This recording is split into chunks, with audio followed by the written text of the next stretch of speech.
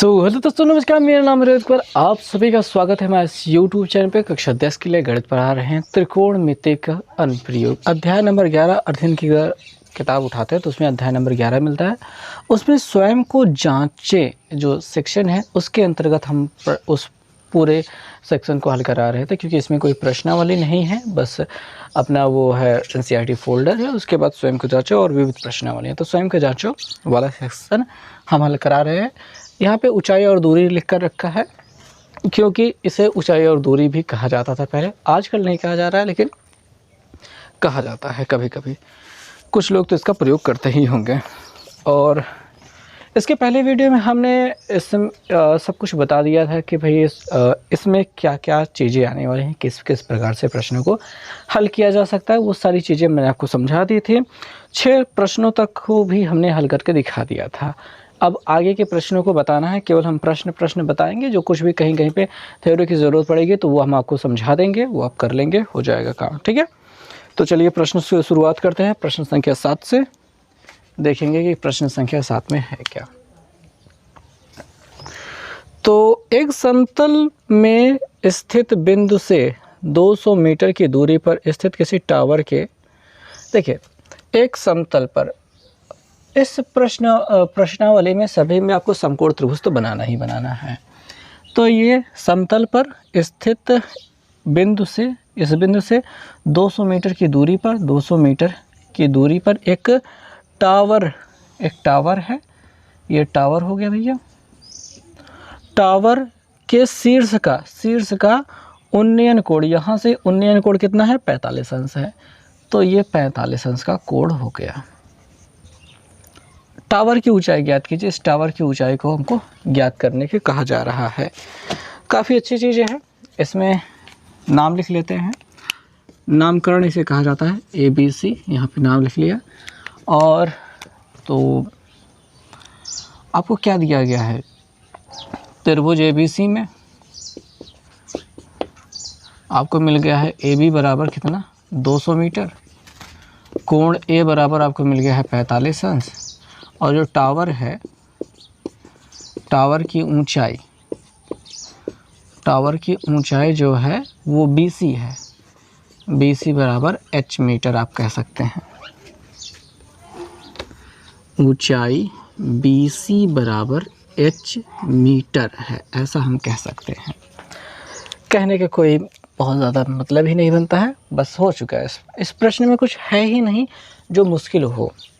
कारण यह है कि यहाँ पे आपको देखिए आधार दिया गया है, क्योंकि ज़मीन के एक बिंदु से इसकी दूरी, टावर की दूरी 200 मीटर दिया गया, तो 200 मीटर यही अकेले से हो सकता है। टावर के शीर्ष का उन्नयन कोण यहाँ से ही होगा। 45 अंश बना है। ठीक है, बन चुका है। अब आपसे पूछा जा रहा है कि टावर की ऊंचाई क्या होगी। तो आधार पता है, लंब ज्ञात करना है और यहाँ पे कोण पता है। तो अगर आप आएंगे लाल बटे कक्का के पास,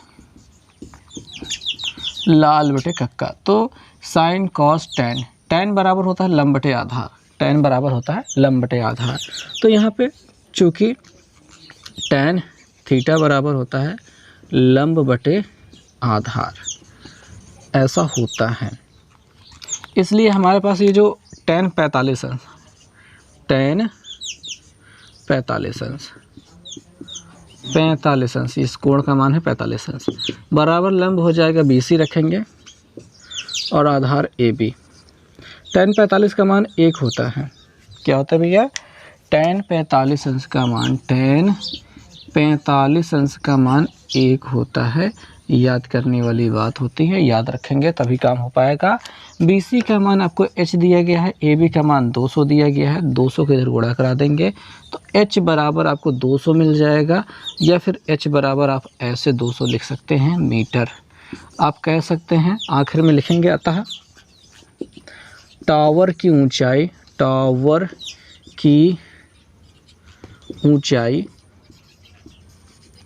200 मीटर है, ऐसा आप लिख देंगे। किसी को कोई समस्या मेरे ख्याल से होनी नहीं चाहिए इसमें, क्योंकि प्रश्न बेहद आसान है और बेहद आसान तरीके से लग भी सकता है। ठीक है, अगले प्रश्न 9वें प्रश्न को 8वें प्रश्न को देखते हैं, पढ़ते हैं और इसका चित्र बनाने का प्रयास करते हैं। चित्र बना लेंगे तो जिस प्रकार से इस प्रश्न को किया गया है उसी प्रकार से आप इस प्रश्न को भी कर सकते हैं। तो 8वें प्रश्न को हम यहीं पे देख लेते हैं, ज़्यादा कुछ बड़ा करना नहीं होगा। कह रहे हैं क्षैतिज समतल पर स्थित मकान। क्षैतिज समतल मतलब यही सिंपल है, मकान मतलब ऐसा है, मकान पर स्थित एक खिड़की की ऊंचाई 9 मीटर है, मतलब यहीं पर जो है अपनी खिड़की है और ये 9 मीटर की ऊंचाई पर है। बात समझ में आ गई। समतल पर के किसी बिंदु ए से खिड़की का उन्नयन कोण, समतल के किसी बिंदु यहाँ पे ए से जो इसका उन्नयन कोण यहाँ से 60 अंश लगेगा नहीं, ये दोनों बराबर लग रहे हैं तो 45 लग सकता है, तो थोड़ा सा छोटा कर लो। छोटा करने की वजह से अब लगने लगेगा कि ये 60 अंश है, खिड़की का उन्नयन कोण 60 अंश है। मकान के आधार से बिंदु ए की दूरी ज्ञात कीजिए। मकान का आधार देखिए, ये मकान है, मकान का ये वाला हिस्सा खिड़की है और ये वाला हिस्सा आधार है। इस आधार से इसकी दूरी पूछ रहा है, यहाँ पे ए बी लिख दीजिए और यहाँ पे सी लिख दीजिए। यानी ये आपसे पूछ रहा है, ये आपको 9 दिया गया है, यहाँ पे 60 अंश का कोण दिया गया है। बड़ी आसानी से कर लेंगे ना। बस प्रश्नों को आपको ऐसे ही समझना है, पढ़ना है। सभी प्रश्नों में आपको एक आधार रहने वाला है, एक लंब रहने वाला है, एक कर्ण रहने वाला है। प्रश्नों को पढ़िए और समझने का प्रयास कीजिए कि वो किसके बारे में कह रहा है। जैसे इस प्रश्न में था कि एक समतल पर एक घर के मकान के खिड़की का और उसी समतल पर स्थित एक बिंदु से उन्नयन कोण 60 अंश है, तो यहाँ से 60 अंश का कोण बना दिया। खिड़की की ऊंचाई 9 मीटर कह रहे थे, 9 मीटर रख दिया। तो मकान के आधार यानी इस बिंदु से उस बिंदु ए की दूरी ज्ञात करने को कह रहा है, तो आप tan 60 लगा देंगे, बड़े आराम से मिल जाएगा ना भैया। अब अगर देखिए डिटेल्स तो आपको ऐसे ही लिखने पड़ेंगे, समझ में आ रही बात। प्रश्नों को हल करने के लिए ये सब कुछ लिखना पड़ेगा। अच्छा, ये लाल बटे कक्का लिखने की आवश्यकता नहीं है, ये आपका रफ काम है। बाकी सारी चीज़ें तो आपको लिखनी ही पड़ेंगी। और मैं यहाँ पे मतलब जैसा यहाँ पे लिखा गया है वैसा ही यहाँ पे लिखेंगे तो हो जाएगा काम। आगे बात ये बतानी है कि हो कैसे जाएगा, क्या मिलेगा आंसर। तो अगर आप यहाँ पे tan 60 अंश रखते हैं तो लंब आपका क्या हो जाएगा, BC हो जाएगा और आधार हो जाएगा AB। और tan 60 का मान क्या होता है, tan 60 का मान √3 होता है, BC का मान 9 है, आधार AB का मान हमको पता नहीं है। AB को इधर पहुंचा देंगे, √3 को नीचे, तो AB बराबर हो जाएगा 9/√3। क्या आपको पक्षांतर करना आता है? पक्षांतर करना नहीं आता तो आपके लिए बड़ी तकलीफ़ की बात है भैया। इस AB को ऊपर पहुंचाया, √3 को नीचे पहुंचाया, अगर नहीं आता तो बड़ी मुश्किल की बात है, आपको ये सीख लेना चाहिए। √3 से ऊपर नीचे गुणा कर लीजिए, नीचे वाले गुणा हो जाएगा 3, ऊपर 9/√3 मिल जाएगा। 3 से काट देंगे 9 को तो 3/√3 मिल जाएगा। ऐसे में आप इतना मीटर कह सकते हैं। चाहे तो √3 का मान भी रख सकते हैं, ठीक है, चाहे तो √3 का मान रख सकते हैं जो होता है 1.732, लेकिन कोई बात नहीं है, इतनी ज़्यादा आवश्यक बात नहीं है कि आप उसे रखें ही, ठीक है। तो ये आपका आंसर हो जाएगा। उम्मीद करता हूँ कि आप इस प्रश्न को लिख पाएंगे अच्छे से, भली प्रकार से लिख लीजिएगा, ठीक है। अभी चलते हैं 9वें प्रश्न पे। अब जो 9वें प्रश्न में हम पहुँच चुके हैं, इन्हें लघुत्तरीय प्रश्नों में कहा गया है। 4 अंक के प्रश्न हैं और इसमें 2 कोण दिए गए हैं। किसी भी प्रश्न में 2 कोण दिए गए हैं या फिर चाल वगैरह दी गई है। तो ये जो प्रश्न रहेंगे दोहरे त्रिभुज के साथ आएंगे, यानी 2 त्रिभुज तो बन ही रहा होगा और उसके आधार पर हम इसको लगाएंगे। तो प्रश्न संख्या 9 की बात कर लेते हैं।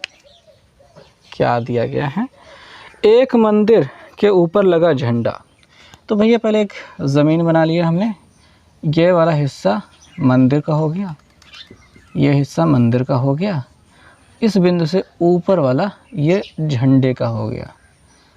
झंडा ऊंचा रहे हमारा, तो ये झंडे का हिस्सा हो गया। आपको ऐसे ही समझना होगा कि एक मंदिर हो गया, मंदिर और झंडा जब अलग अलग कहा जाए तो मंदिर अलग हो गई, झंडा अलग हो गया, दोनों में थोड़ा सा डिफरेंस रखना पड़ेगा। और मंदिर के आधार से 25 मीटर की दूरी पर, मंदिर के आधार से, ये आधार हो गया, इससे 25 मीटर की दूरी पर, 25 मीटर की ये दूरी हो गई है। इस दूरी पर मंदिर और झंडे के शिखर का उन्नयन कोण, मंदिर और झंडे के शिखर का उन्नयन कोण, मंदिर के शिखर, यहाँ से मंदिर के शिखर का उन्नयन कोण जो है अलग है, 60 और 45 दे रहा है, तो हमने थोड़ा सा छोटा ही बना दिया है, इसको ज़्यादा लंबा ले लिया है। 60 लगना चाहिए ना, ये अब 60 लग रहा है शायद, ओहो 60 और 45, 45 और 60 है, ठीक है। तो 25 मीटर की दूरी पर मंदिर और झंडे के शिखर का उन्नयन कोण 45 और 60 है। मंदिर की ऊंचाई तथा झंडे की ऊंचाई लंबाई ज्ञात कीजिए। तो इतनी सारी चीज़ें हमको यहाँ पे देखने को मिल रही हैं। बात को समझेंगे कि यहाँ वाला कोण 45 कह रहा था और यहाँ वाला 60 मत कह दीजिएगा, गलत हो जाएगा। 60 कहने का मतलब है उन्नयन कोण है, तो पूरा ये बड़का वाला 60 कहने की बात कह रहा था। कई बार आप गलती से छोटे वाले में मान सकते हैं, लेकिन शुरुआती दौर में जब आप रहते हैं तभी आप कहेंगे कि भैया यहाँ से 45 है, झंडे वाला 60 है सर, झंडे वाला 60 यहाँ पे नहीं, ऐसा नहीं हो सकता। उन्नयन कोण, मंदिर के शिखर का उन्नयन कोण 45 और झंडे के शिखर का उन्नयन कोण 60 अंश है, तो नीचे से ही 60 अंश लेना होता है। ये एकदम अच्छी बात है, पक्की बात है। अच्छा, इस बिंदु को ए मान लेते हैं, यहाँ पे बी मान लेते हैं, यहाँ पे सी, यहाँ पे डी मान लेते हैं। दोहरा त्रिभुज की बात कर रहे थे, दो कोण हमको दिखाई दे रहे हैं, दो त्रिभुज हमको बनते हुए दिखाई दे रहे हैं और इसके आधार पे मंदिर की ऊंचाई और झंडे की ऊंचाई ज्ञात करने को कह रहा है। तो मंदिर की ऊंचाई देखो भाई, सबसे पहले त्रिभुज ए बी सी हम ले लेंगे, ठीक, और कुछ दिया है वगैरह में लिख लेते हैं कि अपना जो मंदिर की ऊंचाई है, मंदिर की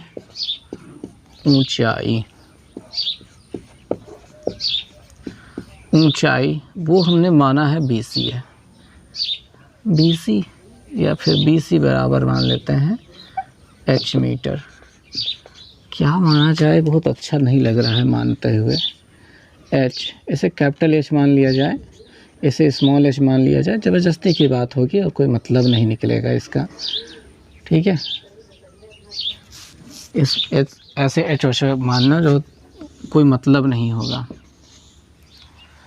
तो मिटा ही देते हैं, क्या ज़्यादा बेहतर रहेगा, झंझट से मुक्ति रहे, ज़्यादा कोई बात नहीं है। मंदिर की ऊंचाई BC तथा झंडे की ऊंचाई, झंडे की लंबाई, झंडे की जो लंबाई है वो क्या है, CD है, CD है। यहाँ पे जो कोण बने हैं CAB, कोण CAB बराबर अपना 45 अंश है और कोण DAB वो अपना 60 अंश है। थोड़ी बहुत जानकारी ऐसे लिख लेना चाहिए। AB बराबर 25 मीटर है, वो भी लिख लेते हैं। AB बराबर 25 मीटर है, वो भी लिख लिया। प्रश्न को या तो पूरा प्रश्न उतारें या फिर उसकी खास जानकारियों को ऐसे साथ में लिख लें, उसके बाद प्रश्न को हल करना शुरू करें, ये बेहतर तरीका रहता है, ठीक है। अब आ जाते हैं त्रिभुज ABC में। ऐसा लिखना होता है कि त्रिभुज ABC में हम क्या करने वाले हैं, किस त्रिभुज में काम करने वाले हैं, इस छोटे वाले त्रिभुज में काम करने वाले हैं जहाँ पे कोण 45 अंश है। तो जब 45 अंश है यहाँ पे दिया है, tan 45 बराबर लंब बटे आधार लगाएंगे, tan 45 बराबर लंब आपका क्या रहेगा, देखिए 45 का कोण यहाँ से यहाँ तक गया है, बस उतना ही आपका लंब होगा, यानी कि आप BC लेंगे। और आधार की बात करेंगे तो वो AB हो जाएगा, ठीक है। tan 45 का मान 1 होता है, BC के मान हमको कुछ नहीं पता है, BC रहने देते हैं। AB का मान 25 पता है, 25 रख लेते हैं, 25 के इधर गुणा करा लेंगे तो BC बराबर हमको 25 देखने को मिल जाएगा, यानी कि हम BC बराबर कह सकते हैं, हाँ लिख लेते हैं, BC बराबर 25 मीटर हम यहाँ पे कह सकते हैं। BC बराबर 25 मीटर मिल चुका है।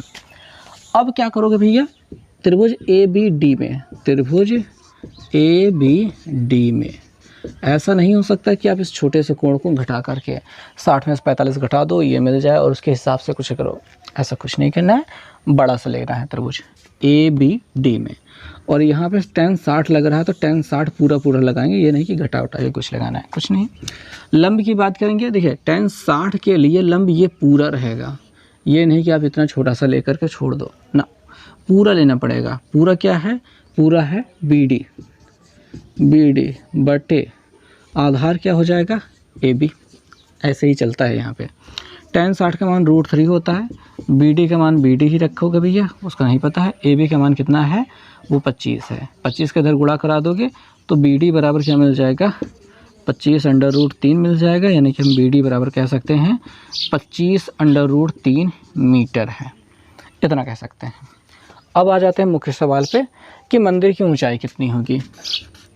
मंदिर की ऊंचाई कितनी होगी, तो मंदिर की ऊंचाई जो है वो BC अकेले थी, तो BC बराबर 25 मीटर मिला था, तो वही BC बराबर 25 मीटर ही रहेगा। अब बात कर लेते हैं झंडे की लंबाई। झंडे की लंबाई, झंडे की लंबाई कैसे ज्ञात करोगे, झंडा खाली CD है तो CD निकालने के लिए BD माइनस BC लेना होगा। तो झंडे की लंबाई DC या CD है, उसके बराबर है BD माइनस BC। BD पूरा कितना है, ये पूरा कितना है BD, यहाँ पे निकालो 25√3, क्या निकाला भैया 25√3 माइनस BC कितना है, BC कहाँ निकाला गया था, इधर निकाला गया था ना 25 मीटर, तो 25 यहाँ पर रखा जाएगा। 25 को हम यहाँ पे कॉमन ले लेते हैं और यहाँ पे √3 माइनस 1 मिल जाएगा, इसको यहीं पे छोड़ देते हैं। इतना ही मीटर लिखना चाहें तो लिख सकते हैं, बाकी √3 का मान रखना तो अलग बात है, वो रख ही सकते हैं। खैर इतना छोड़ देना ही पर्याप्त होगा, कोई दिक्कत की बात नहीं होगी। मंदिर की ऊंचाई, झंडे की लंबाई दोनों ही मिल चुकी है, दोनों ही आपका सही जवाब है, तो इसमें और टेंशन लेने की ज़रूरत नहीं है। काफ़ी अच्छा प्रश्न है, ऐसे ही प्रश्न आगे चलने वाले हैं। प्रश्नों में आपको पढ़ना है क्या दिया गया है, कैसे दिया गया है, थोड़ा सा जुगाड़ पानी जो कुछ भी मिलता है वो लिख लेना है। उसके बाद 2 त्रिभुज बन जाएंगे, 2 त्रिभुजों में जहाँ पे जैसा कोण दिया गया है, जैसा मैंने समझाया, देखिए शुरू वाली सवाल थी थोड़ी लंबी समझानी ज़रूरी थी ताकि आगे वाले में थोड़ा अच्छे से आप कर पाओ, और आगे के सवाल कुछ ज़्यादा मुश्किल नहीं रहने वाली है, सब आसान होने वाले हैं। हालांकि एक चाल वाली सवाल दी गई है, थोड़ा सा मुश्किल हो जाता है, थोड़ा सा समझने में मुश्किल हो जाता है, करने में कुछ भी मुश्किल नहीं रहता है, धीरे धीरे सब हो जाता है। तो उम्मीद करते हैं सब कुछ समझ में आ रहा होगा, तो लाइक वाइक करते चलिएगा। और अगर आपको थोड़ा सा बोरिंग लग रहा होगा या फिर कहीं पे भी आपको रुकने का मन कर रहा होगा तो वीडियो को रोकिएगा और पानी वानी पीजिएगा, टहल घूम लीजिएगा, उसके बाद फिर से आइएगा ताकि अब चीज़ों को आगे बढ़ाते हुए चल सकें, क्योंकि पढ़ना ज़रूरी है भैया। हो सकता है कि कई बार मज़ेदार चीज़ें आपको बोरिंग लग जाएं, बोरिंग तब लगती हैं जब चीज़ें समझ में नहीं आ रही होती हैं। और जहाँ तक मेरा विचार है कि जिस प्रकार से हमने बताया है उस प्रकार से आपको हर एक चीज़ अब लगभग बता ही दी है कि कुछ ऐसा है नहीं जो इसमें मुश्किल हो, पर फिर भी कोशिश कर रहे हैं कि अगली वाली सवाल आपको और अच्छे से समझ में आए। चलिए देखते हैं उसको। तो प्रश्न देखेंगे 10 नंबर, बहुत ही आसान सा प्रश्न है। प्रश्न में कहा जा रहा है कि 15 मीटर ऊंचे नदी के पुल से एक नाव का अनुमान कोण 30 अंश है। 15 मीटर ऊंचे, अब देखिए पुल की बात जब करने लगते हैं तो भाई बहुत सारे बच्चे जो है कन्फ्यूज़ हो जाते हैं, सर पुल कैसे ऊंचे बनाए, कैसे दिखाएं। तो टेंशन की बात नहीं भैया, जब ऊंचे की बात कह रहा है तो ऐसे लाइन खींचीटो और ऐसा कह दो और कह दो ये 15 है, ये ऊंचाई होगी पुल की, ये पुल है, कहोगे ये कैसा पुल है। तो देखने का नज़रिया बताते हैं। आप ऐसा कहो कि जब आप पुल पे खड़े होगे तो नाव कहाँ देखोगे, नीचे देखोगे। ऐसा तो हो सकता ही नहीं कि आप पुल पे खड़े हो नाव ऊपर से जा रही हो ही नहीं सकता, ठीक है, नहीं जा सकती ना, पानी ऊपर चला जाएगा पुल के फिर तो पानी जो है पुल के नीचे रहता है, तो नीचे देखोगे अनुमान कोण बन रहा है। या फिर कोई नाव पे ही बैठा है तो पुल कहाँ होगा, आप चल रहे हो पानी के ऊपर और पुल नीचे दिखाई देगा, ऐसा हो नहीं सकता, पुल हमेशा ऊपर ही दिखाई देगा। तो ये जल का स्तर, नदी का स्तर समझो और पुल के ऊपर समझो, पुल इतना ऊपर है, ठीक है। तो यहाँ पे 15 मीटर ऊंचे नदी के पुल से, ये 15 मीटर ऊंचा नदी का पुल है, इसे हम पुल कहेंगे। और यहाँ से एक नाव का, यहाँ पे एक नाव बनी है, मैं नाव बनाने की कोशिश कर रहा हूँ, गंदी सी एक नाव बन गई है। इसका अवनमन कोण देखो बच्चे, अवनमन कोण की बात समझो, अवनमन कोण यहाँ ऐसे बनता है, ये हो गया 30 अंश का, इसको मिला देते हैं और यहाँ पे भी वही 30 अंश फिर से बन जाएगा। याद रखना 30 अंश है। यदि नाव की चाल 6 किलोमीटर प्रति घंटे है तो हमको यहाँ पे पुल की ऊंचाई दी गई है। पुल की ऊंचाई पता है, पुल की ऊंचाई अगर हम यहाँ पे A, यहाँ पे B, यहाँ पे C, यहाँ पे D रखना चाहें तो हमको BC बराबर पता है 15 मीटर। और हमको दी गई है नाव की चाल, नाव की चाल वो है 6 किलोमीटर प्रति घंटे, 6 किलोमीटर प्रति घंटे। तो वह कितने समय में, तो बताइए कि वह कितने समय में समय पश्चात पुल के नीचे पहुंचेगी। पुल के नीचे पहुंचाना है कितने समय में वहां तक पहुंच जाएगी, यही हमको बताना है। लेकिन वो पहुंचाने के लिए हमको पता होना चाहिए कि दूरी कितना है। तो इस 6 का यहाँ पे कहीं प्रयोग नहीं होगा। 30 अंश का कोण हमको पता है, यहाँ पे 15 अंश का पता है, बस ये आधार निकालने की 15 मीटर के पता है, यहाँ पे आधार निकालने की देरी है बस। तो भाई ध्यान से देखेंगे, पहले तो ये कहेंगे भैया कि ये वाला कोण और ये वाला कोण एकांतर कोण है, इसलिए यहाँ पे बराबर। चूँकि कोण DCA बराबर कोण CAB, इसलिए यहाँ पे एकांतर कोण लिखना बाकी रह गया, यहाँ पे एकांतर कोण कह देंगे। इसलिए कोण यहाँ पे BAC, कोण CAB ही लिख लेते हैं, CAB बराबर अपना 30 अंश होगा। इस चीज़ को लिखना ज़रूरी है क्योंकि अनुमान कोण कहा था तो अनुमान कोण वहाँ पे 30 अंश बनेगा। इसे हमने बाद में बनाया, उसको देख करके यहाँ पे 30 अंश कहा, इस वजह से यहाँ पे 30 बना है, इसलिए ये भी दिखाना ज़रूरी है। इतना दिखाने के बाद अब यहाँ पे देखें त्रिभुज ABC में लिख लेंगे। त्रिभुज ABC में हमको यहाँ पे tan लेना होगा क्योंकि हमको लंब पता है, हमको आधार की ज़रूरत है। नाव यहाँ से यहाँ तक जाएगी, ये हमको दूरी पता होनी चाहिए। तो tan हम यहाँ पे लिखते हैं, tan 30 अंश, tan 30 अंश बराबर लंब है BC, आधार है AB। tan 30 का मान कितना होता है, 1/√3 होता है। BC का मान 15 है, AB का मान कितना है नहीं पता। AB को उधर पहुंचा देंगे, AB गुणते 1 बराबर AB मिल जाएगा, √3 का इधर गुणा कराएंगे तो 15√3 मीटर मिल जाएगा, ऐसा कह सकते हैं। 15√3 मीटर हो गया। अब इतना मीटर मिल गया यार, हमको यहाँ पे चाल जो है किलोमीटर प्रति घंटा में दी गई, इसको मीटर पर सेकंड में बदल देना चाहिए था। तो 6 गुणते अगर 5/18 करेंगे आप तो ये मीटर प्रति सेकंड में बदल जाएगा। 6 दूनी 12, 6 त्रिक 18, यानी कि 5/3 मीटर प्रति सेकंड कह सकते हैं आप। ठीक है, थोड़ा सा गंदा सा लिखा है पर अच्छे से समझो भाई कि जो चाल है वो 6 किलोमीटर प्रति घंटा है, इसमें 5/18 से गुणा कर देते हो तो वो मीटर प्रति सेकंड में बदल जाती है। 6 त्रिक 18 हो रहा है, आप कह सकते हो कि 5/3 मीटर प्रति सेकंड है। आप कहोगे 5/18 कहाँ से मिला, तो आपको चाल के बारे में नहीं पता। ठीक है, चाल को किलोमीटर प्रति घंटा में बदलने के लिए, मीटर प्रति सेकंड से किलोमीटर प्रति घंटा में बदलने के लिए 18/5 से, और किलोमीटर प्रति घंटा से मीटर प्रति सेकंड में बदलने के लिए 5/18 से गुणा करना पड़ता है। तो ये होते हैं वही बातें।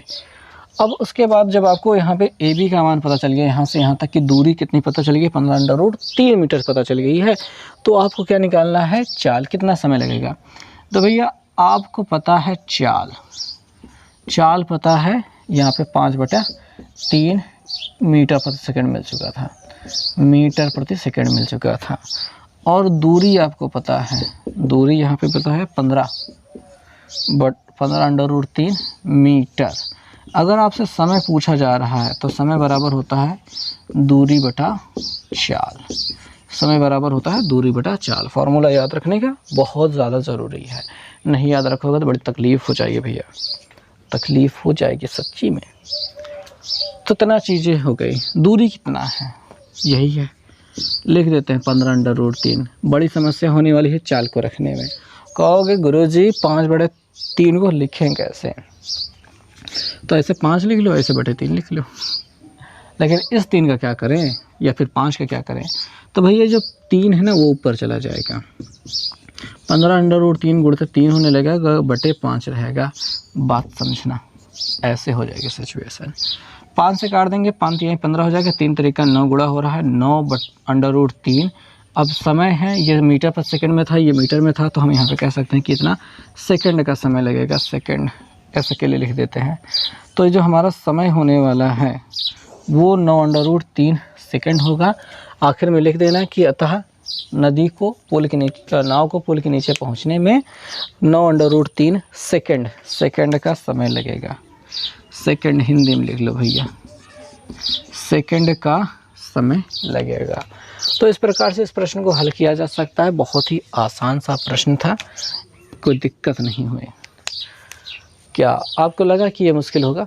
मुझे तो नहीं लगा था, मतलब लगा तो था एक बार को, मुझे लगा कि कुछ और चीज़ें आ जाएंगी, क्योंकि इस प्रकार का एक प्रश्न तो बहुत ख़तरनाक सा है भी, मतलब उतना ज़्यादा भी नहीं है। आपके NCERT फोल्डर में वो देखने को मिल जाता है, तो वो काफ़ी अच्छा प्रश्न है, क्योंकि वो भी एग्ज़ाम में आया हुआ प्रश्न है, तो एग्ज़ाम में आने की संभावना उसकी रहती है। खैर, ये तो बहुत आसान प्रश्न था। अगले वाले प्रश्न को देखा जाए, प्रश्न संख्या 11 को। तो चलिए आइए अगले प्रश्न को देखा जाए। प्रश्न संख्या 11 में आप देखते हैं कि क्षैतिज तल पर स्थित एक मीनार की परछाई का सूर्य का उन्नयन कोण 60 से बदलकर 30 होने पर, क्षैतिज तल पर स्थित एक मीनार के क्षैतिज तल पर स्थित एक मीनार की परछाई सूर्य का उन्नयन कोण 60 से बदलकर 30 होने पर। देखिए भैया, एक मीनार है, ऐसे ही है, ठीक है, और किसी समय पे उसके सूर्य का उन्नयन कोण यहाँ पे देखिए भैया 60 अंश था। सूर्य ऐसे सीधे दिखाई दे रहा था। फिर क्या है, सूर्य थोड़ा नीचे आ गया, ढल गया, तो उसकी परछाई थोड़ी सी बढ़ जाती है। 30 अंश का कोण देखिए थोड़ा दूर ही बनेगा, नज़दीक बन ही नहीं सकता। कि आप सोचें 30 अंश इधर बनेगा, हो ही नहीं सकता, हमेशा पीछे इधर बनेगा। छोटा बनना है ना, आगे जाएंगे तो बड़ा बनने लगेगा, तो बात है पीछे बनेगा। तो 30 अंश का कोण होने पर 40 मीटर बढ़ जाती है। यानी कि देखिए, जितनी पहले थी उसमें ये 40 की वृद्धि हो गई, 40 मीटर यहाँ पे बढ़ जाती है। और ऐसी स्थिति में मीनार की ऊंचाई ज्ञात करनी है। मीनार की ऊंचाई ज्ञात करनी है, कैसे ज्ञात करेंगे? देखिए भैया, मीनार की ऊंचाई प्रश्न संख्या 11 है आपका, और यहाँ वाला हिस्सा हमको नहीं पता, उसको आप x मान लीजिए। इस मीनार की ऊंचाई आपको नहीं पता, उसको h मान लीजिए। यहाँ पे मान लेते हैं कि ये ABC है और यहाँ पे D है। ऐसी स्थिति बन जाएंगे। और याद रखेंगे, इस प्रकार के प्रश्न बहुत मिलने वाले हैं। हालांकि सूर्य की परछाई हर बार बदल नहीं रही है, सूर्य की वजह से मीनार की परछाई नहीं बदलेगी, लेकिन ये वाला प्रश्न 60 और 30 को लेकर के करने वाला बहुत बार मिलेगा। शक्लें बदल जाएंगी, थोड़े से अंक बदल जाएंगे, लेकिन 60 और 30 हमेशा जगह अपनी जगह पे शाश्वत रहेंगे, वो नहीं बदलेंगे, वो आएंगे ही आएंगे। तो आइए बदल के थोड़ा सा करके देखते हैं इसको कैसे किया जाएगा। तो सबसे पहले तो आपको यहीं पे लिख लेना है कि माना मीनार की ऊंचाई बराबर h, ऐसे लिख लेना। AB बराबर x लिख लेना। AD बराबर 40 दिया है, यहाँ पे 60, यहाँ पे 30 दिया गया, वो चीज़ें लिख लेना है। लिख लेने के बाद आ जाएंगे डायरेक्ट ABC त्रिभुज में, लिखेंगे त्रिभुज ABC में। ABC में हमको दिखाई देगा यहाँ पे लंब और आधार, और यहाँ पे हमारा 60 अंश का कोण। तो tan 60 अंश बराबर करेंगे लंब कितना हो जाएगा अपना BC, और आधार हो जाएगा AB। tan 60 का मान होता है √3, रख दिया। BC का मान h है, वो रख दिया। AB का मान x है, वो रख दिया। अब ऐसा कर लेते हैं कि यहाँ से x का मान निकाल लेते हैं, क्योंकि हमको लास्ट में h का मान निकालना है।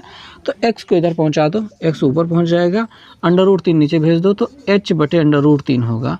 अब इसको समीकरण नंबर 1 भी कह सकते हो, और चाहे तो मतलब इसको ऐसे करके छोड़ देते हैं। आगे हमको इसका प्रयोग करना है अगले वाले त्रिभुज में, जब हम 30 अंश का कोण लेंगे।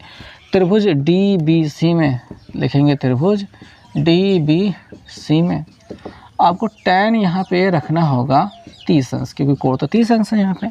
लंब आपका ये BC ही रहेगा, प्लस बटे आधार। आधार जो रहेगा यहाँ से यहाँ तक पूरा रहेगा, जो कि होगा DB। ध्यान देंगे कि ये आधार नहीं हो सकता, ये आधार नहीं हो सकता, पूरा मिल करके ही आधार हो पाएगा। ध्यान से समझ लेना कि जब 30 अंश का कोड प्रयोग किया जाएगा तो, क्योंकि यहीं में बच्चे मुश्किल कर देते हो आप कभी कभी कि केवल इतना सा ले लेते हो, कहते हो सर इधर आधार तो इसमें इतना लिया था, अब इसको ले लेना चाहिए ना, मतलब कुछ नहीं, सही है, ऐसा आपसे होती है गलतियाँ, पर आधार पूरा लेना है, छोटा सा नहीं लेना है। tan 30 का मान होता है 1/√3, BC का मान अपना वही h है, और इसका मान जो है वो भैया x + 40 है, x + 40 है, इतना x + 40, इसका इधर गुणा करा देंगे तो x + 40 मिल जाएगा, इसका इधर गुणा करा देंगे तो h√3h या फिर h√3 कुछ भी लिख लिया जाए, h√3 नहीं, √3h ऐसा लिखा जाएगा। अब x का मान जो मिला था वो यहाँ पे रख देते हैं, x बराबर h/√3 रखने पर, तो h की जगह पे, x की जगह पे h/√3 रख दिया, +40 रख दिया, बराबर √3h रख दिया। अब क्या करेंगे, इसको उधर भेज दिया जाए, जाके उधर घट जाए, और क्या ही करेंगे। तो यहाँ पे 40 जो है इसे 40 रहने देते हैं, उधर 3h है माइनस √3h है, माइनस h/√3 हो जाएगा, ये पहुँच गया उधर। इधर एलसीएम ले लिया जाए, इसका एलसीएम देखो भैया, इसके बटे 1 है, इन दोनों का एलसीएम √3 रहेगा, √3 से इधर गुणा करेंगे 3h मिल जाएगा, 1 से इधर गुणा करेंगे तो 1h मिल जाएगा, बराबर 40 हो रहा है। 3h में से 1h घटाने पर 2h बटे √3 दिखाई देगा, यहाँ पे 40 है, और इस √3 को ऊपर भेजेंगे, 2 को नीचे भेज देंगे, तो h बराबर क्या देखने को मिल जाएगा, 40 √3 बटा 2 देखने को मिलेगा, काट देंगे कितना मिल जाएगा 20, तो h बराबर क्या मिल रहा है 20 √3 मीटर मिल रहा है, मीटर। तो इस प्रकार से इस प्रश्न का उत्तर मिल जाएगा। प्रश्न बहुत ही आसान होते हैं इसमें, सब जगह, मतलब इसमें जितने भी प्रश्न आपके होने वाले हैं, चित्र बना लिया, चित्र बन गया और उत्तर मिल गया, कोई दिक्कत की बात इसमें होगी ही नहीं, कहीं पे भी नहीं होगी। पर होता क्या है कि सवाल को पढ़ करके, प्रश्न को पढ़ करके चित्र नहीं बना पाते हो, चित्र कैसे बनेगा। और इसमें चित्र के भी नंबर मिलते हैं, इसमें कहा जाता है कि जहाँ पे आवश्यक है वहाँ पे चित्र अवश्य बनाएं, और चित्र बनाने के इसके लिए 1 से 1 नंबर अलग से दिए जाते हैं। अच्छा चित्र बनाया, सही चित्र बनाया तो 1 नंबर मिलेगा, गंदा और गलत चित्र बनाया तो संभवतः पूरा क्वेश्चन काट दिया जाएगा, क्योंकि अगर जिसने चित्र ही अच्छा नहीं बनाया है तो उसने सवाल क्या अच्छी की होगी। यही कॉन्सेप्ट को ध्यान में रख करके कॉपी चेक की जाती है। अगर चित्र अच्छा बन गया है, मतलब गंदा सा बना है, डिटेल वैसे पूरी भरी गई है, तो आपको तो नंबर हो सकता है उसके कम मिल जाए, ठीक है, लेकिन आपने चित्र अच्छा बनाया तो उसके बाद फिर आपके पूरे नंबर आने तय हैं। तो इस बात का ध्यान रखते हुए आपको चित्र अच्छे से बनाना है, और 60 अंश और 30 अंश लगना भी चाहिए। यहाँ पे ये हमारा जो 60 है वो 45 के बराबर लग रहा है, क्योंकि ये वाला हिस्सा बराबर लग रहा है। हमको इसको थोड़ा सा मिटा के यहाँ पे थोड़ा सा ऐसा खींचना चाहिए, तो यहाँ पे 60 अंश का कोण जैसा लगेगा, थोड़ा सा ये नज़दीक रहना चाहिए था। ओके, तो ये बात हो गई है।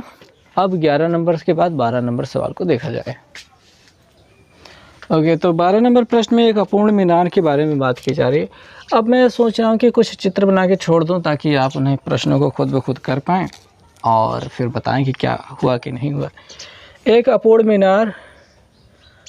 मीनार मतलब यहाँ से यहाँ तक बनी हुई है, मीनार बनी हुई है, और अपूर्ण मीनार के आधार से 120 मीटर की दूरी पर, आधार से यहाँ पे 120 मीटर की दूरी पर स्थित एक बिंदु से, किसी बिंदु से मीनार के शिखर का उन्नयन कोण 30 अंश है। मीनार के शिखर का उन्नयन कोण यहाँ पे 30 अंश दिखाई दे रहा है।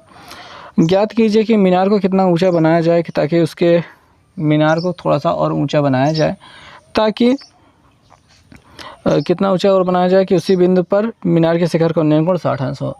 मीनार को और ऊंचा बना दिया जाए, कितना ऊंचा बना दिया जाए कि यहाँ पे ये 60 अंश दिखने लगे, ऐसा आपको बात कह रही है।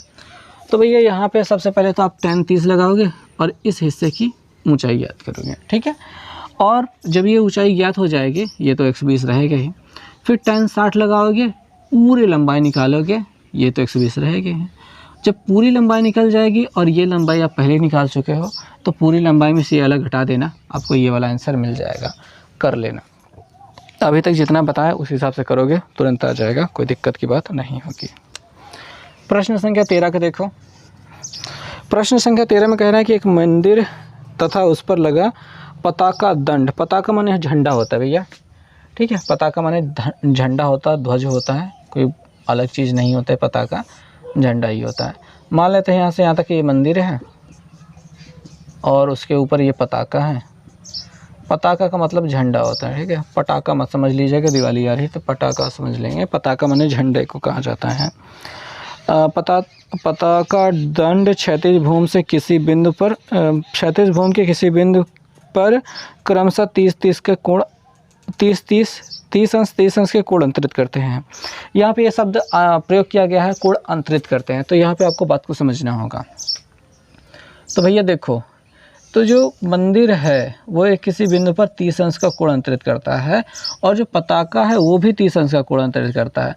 अंतरित करने का मतलब होता है ये यहाँ से यहाँ तक पूरा नहीं लेना है, बात समझना। अंतरित करना और उन्नयन कोण बनाना में दोनों में फ़र्क होता है। जब अंतरित करने की बात करें यानी पताका कुछ कोण अंतरित कर रहा है तो वो उसके बीच का रहेगा, मंदिर वही कोण अंतरित कर रहा है तो उसके बीच का रहेगा। मंदिर का कोण अंतरित करना ये हो गया, पताका अंतरित करने वाला ये हो गया, दोनों 30 का बना रहे हैं। और ध्यान देना कि हमको पूरा वाला लेकर चलना होगा 60 अंश, 30 60 होता है ना, पहले छोटा वाला 30 लेकर चलना है, फिर पूरा वाला 60 लेकर चलना है। ये 30 बस ये अंतरित करता है, इस बात को रिप्रेजेंट करता है कि कैसे बनेगा, ठीक है। जो इसका मुख्य हिस्सा था वो यही था कि 30 का कोण कैसे अंतरित कर रहा है, फिर बड़ा वाला कोण कितना होगा, छोटा वाला कोण कितना रहेगा, छोटा वाला 30 रहेगा, बड़ा वाला 60 रहेगा, और अंतरित करता है वाला ये ऐसे बन गया, ठीक है। इतनी बातें हो गई। और यदि मंदिर की ऊंचाई 10 मीटर हो तो पताके की ऊंचाई याद करनी है। मंदिर की ऊंचाई आपकी 10 है, यहाँ से यहाँ तक की आपकी 10 मीटर है, 10 मीटर खाली यहाँ से लेकर के यहाँ तक है, ठीक है, मैं दिखा देता हूँ।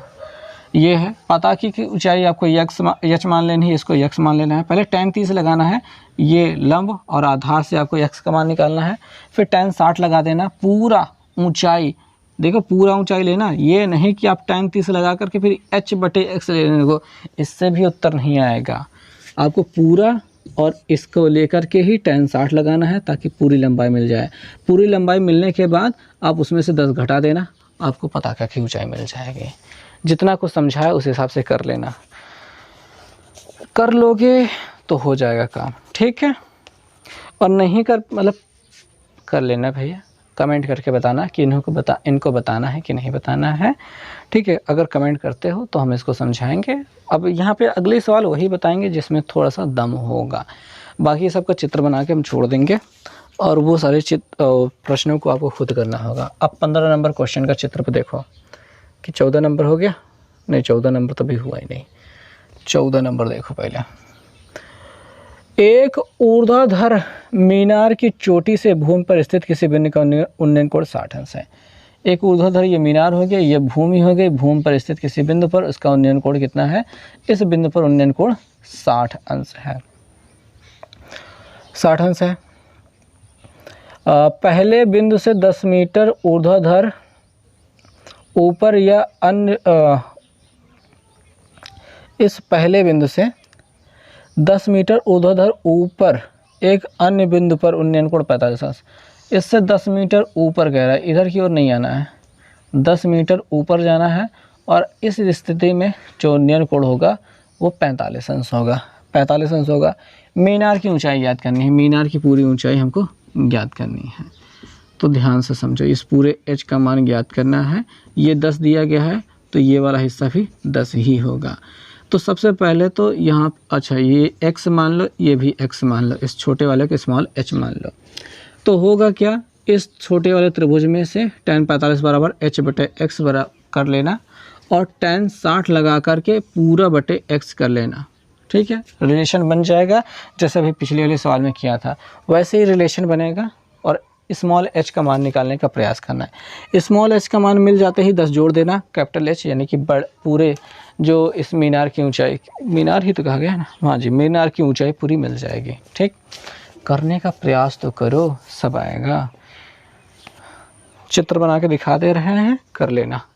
15 नंबर क्वेश्चन, आज बस 15 नंबर क्वेश्चन तक ही चलेंगे, सीमित रहेंगे। और जब तक आप कमेंट करके बताओगे नहीं कि इन प्रश्नों का हल करके मैं दिखाऊं कि नहीं दिखाऊं, तब तक आगे बढ़ने वाला नहीं है, ठीक है। तो प्रयास करो कि इन्हें करने की कोशिश करो, और हो जाए तो बताना कि हो गया। मीनार क्षैतिज तल पर स्थित एक बिंदु, किसी बिंदु ओ, देखो भैया क्षैतिज तल का मतलब ये हो गया, एक बिंदु ओ है, यहाँ पे बना दिया। ओ से तल पर खड़ी एक ऊर्ध्वाधर मीनार का उन्नयन कोण 15 अंश है। भैया उन्नयन कोण क्या है, यहाँ पे मीनार है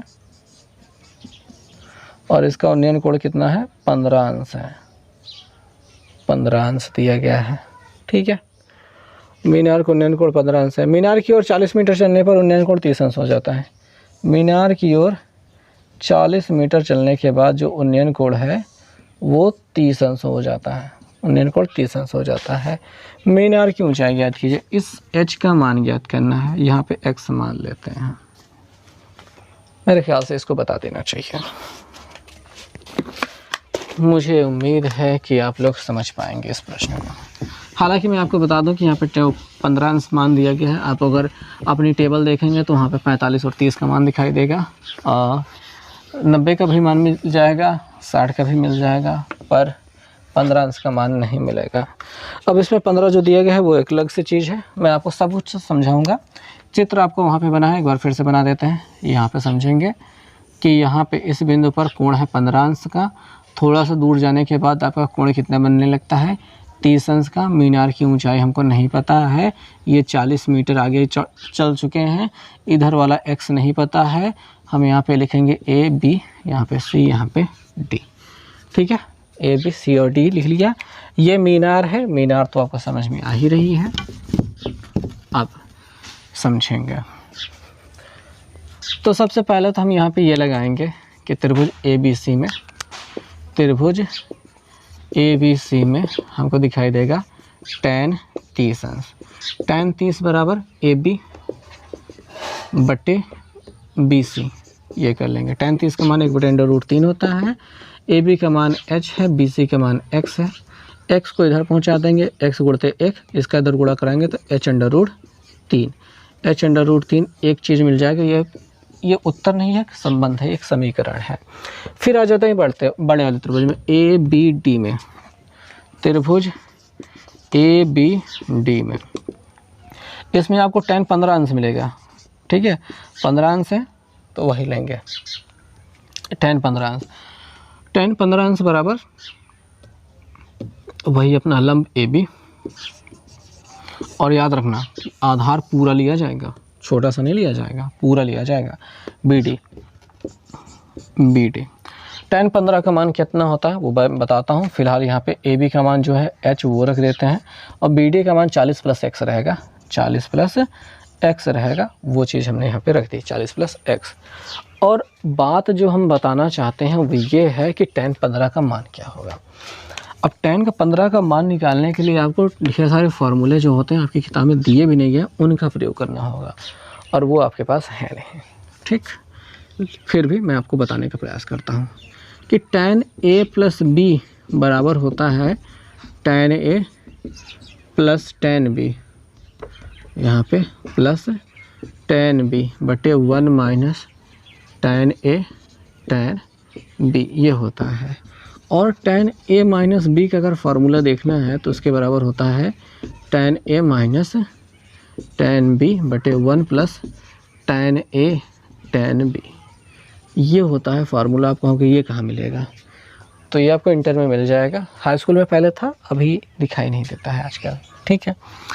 तो इन फार्मूलों को क्या करना है, इसको तरफ में लिख लेना है, या फिर कॉपी के पीछे लिख लेना है, या फिर कहीं पे भी लिख लेना है। और आगे क्या करना है कि tan यहाँ पे जो हमारा 15 अंश है वो निकालना है। देखो भाई tan 15 अंश का मान निकालना है। tan 15 बराबर होता है tan 45 - 30, 45 में से 30 घटा गए तो 15 मिल जाएगा, और यहाँ पे माइनस वाला फार्मूला लगा दो, यानी tan 45 - tan 30 बटे 1 + tan 45 tan 30, ये होता है रखने का। मान रख दिया जाए इसका, tan 45 का मान 1 होता है, माइनस tan 23 का मान 1/√3 होता है। यहाँ पे 1 प्लस यहाँ पे इसका मान 1 हो जाएगा और इसका मान 1/√3 हो जाएगा। तो यहाँ पे 1 माइनस 1/√3 हो रहा है, यहाँ पे √3 से 1 का जो गुणा हो जाएगा तो यहाँ पे 1 प्लस 1/√3 दिखाई देगा। थोड़ा सा और बात को बढ़ाएंगे तो होगा क्या, √3 एक नाम √3 माइनस 1/√3 होगा, नीचे √3 एक नाम √3 प्लस 1/√3 होगा। ये वाला हिस्सा कट जाएगा और हमको क्या देखने को मिल जाएगा, √3 माइनस 1 √3 प्लस 1 होगा क्या, यहाँ पे हर का परमेयीकरण करना पड़ेगा। हर का परमेयीकरण गुणा करेंगे √3 माइनस 1 से और √3 माइनस 1 से, ठीक है। नीचे वाले में देखिए a² a plus b a minus b है तो a² माइनस बी स्क्वायर यानी √3² माइनस 1², ये वाला फार्मूला लग जाएगा। ऊपर वाले में होल स्क्वायर लग जाएगा तो √3 माइनस 1 का होल स्क्वायर लग जाएगा। यहाँ पे होल स्क्वायर करेंगे तो 3 √3 का स्क्वायर 3 मिल जाएगा, प्लस 1 का स्क्वायर 1 मिल जाएगा, माइनस 2 गुणते √3 मिल जाएगा, बटे √3 का वर्ग 3 होता है और इसका वर्ग 1 होता है। 3 1 4 हो रहा है, 4 माइनस 2 √3 दिखाई दे रहा है, इसके बटे गुणते 1 भी रहेगा कि 2ab वाला काम चलेगा ना।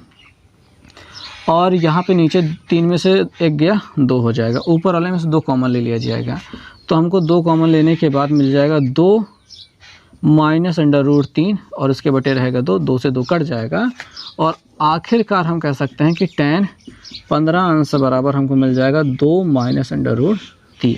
ये एक मान होगा जो कि tan 15 का मान होगा।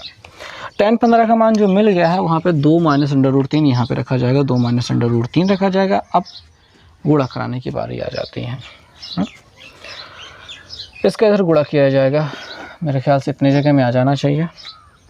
इसका इधर गुणा किया जाएगा तो आएगा कि नहीं आएगा, 2 माइनस √3 है और 40 प्लस x है बराबर h। वहाँ पे अकेले क्या कर रहा है, रहने दो। लेकिन x का मान मिल गया था h√3 तो यहाँ पे h√3 अभी रखना है, रख देते हैं। गुणा करा दे तब रखें क्या, या फिर पहले ही रख दें, पहले ही रख दो। 2 माइनस √3 है और यहाँ पे 40 प्लस h√3 हो जाएगा बराबर h रहेगा ही। और इस लाइन को खींच करके हमने गलती ही की है, छोटा हो गया। गुणा कराएंगे, 2 और 40 का गुणा 80, 2 और h का गुणा प्लस 2 √3 h ऐसा लिख सकते हैं। इसका इधर गुणा करेंगे तो माइनस 40 √3 हो जाएगा। इसका इधर गुणा करेंगे देखिए माइनस प्लस माइनस हो जाएगा और √3 का गुणा हो जाएगा 3h बराबर h हो जाएगा। इसको उधर भेज देते हैं, प्लस में हो जाए। और इधर कुछ जुड़ सकता है नहीं यार, इधर काफ़ी h है, सभी h को इधर उठा लाओ और थोड़ा सा पहुंचा भैया। ये 2 √3h है और ये है माइनस 3h, ये वाला इधर आएगा तो माइनस h हो जाएगा। इस 80 को उधर भेजेंगे तो माइनस 80 हो जाएगा, इस 40 को उधर भेजेंगे तो प्लस 40 √3 हो जाएगा। इन सभी में से इन दोनों h का कुछ हो सकता है, 2 √3h दोनों माइनस में जुड़ जाएंगे, 4h अकेले मिल जाएगा। इधर कुछ होगा नहीं, ये माइनस 80 प्लस 40 √3 ही रहेगा। इधर से h कॉमन लेंगे तो 2 √3 माइनस 4 हो जाएगा और इधर की ओर माइनस 80 प्लस 40 √3 ही रहेगा। अच्छा जी, h का मान तक पहुंच तो गए हैं। h बराबर, इसको नीचे भेज देंगे तो माइनस 80 प्लस 40 √3 उसके बटे में 2 √3 माइनस 4, ये हो जाएगा। इसको हल करना होगा हर का परमेयीकरण करते हुए। और हाँ, थोड़ा सा ध्यान देंगे, इस वाले हिस्से को आप नोट कर लेंगे, ठीक है। स्क्रीनशॉट ले लीजिए या फिर वीडियो को रोक करके इसको नोट कर लीजिए। ये भी सवाल का हिस्सा रहेगा, उसको लिखा जाएगा। हम इसको रेज कर रहे हैं ताकि अपनी चीज़ों को तो थोड़ा सा लिख सकें, नहीं तो आएंगे नहीं तो क्या करेंगे हम। यहाँ पे इसको इरेज कर दिया।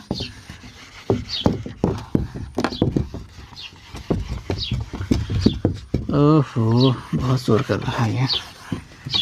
ओह क्या हो गया। h बराबर, इसको लिखते हैं -80 + 40 √3 है बटे 2 √3 - 4 है। गुणा करा देते हैं 2 √3 + 4 से ऊपर और नीचे, क्योंकि हर का परमीकरण हम हर हाल में करना ही होता है। आगे का वर्ग यानी 2 √3 का वर्ग हो जाएगा -4 का वर्ग। इधर गुणा कराएंगे, लंबा सा गुणा चलेगा, कराते हैं। इसका इधर गुणा कराते हैं तो -40 दुनिया 160 नहीं 80 दुनिया 160 160 √3। इसका इसमें गुणा कराएंगे तो +40 दुनिया 80 हो जाएगा और √3 का गुणा 3 हो जाएगा। 4 से गुणा कराएंगे 4 8 32 8 चौक 32 यानी 320 आ जाएगा और 4 चौके 16 √3 हो जाएगा। और क्या करेंगे यहाँ पे 160 ये जो माइनस में है कट रहा है यार, प्लस माइनस में कट गया।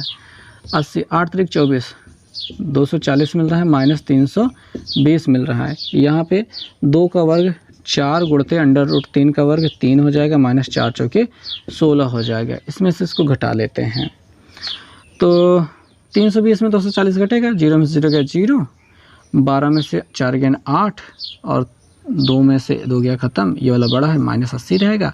4 3 12 हो रहा है, -16 ऊपर -80 हो रहा है, 16 में से 12 गया, 8 4 12 नहीं 12 4 16 होता है, -4 मिल जाएगा, माइनस से माइनस कट जाएगा, 4 दूनिया 8 20 मिल जा रहा है।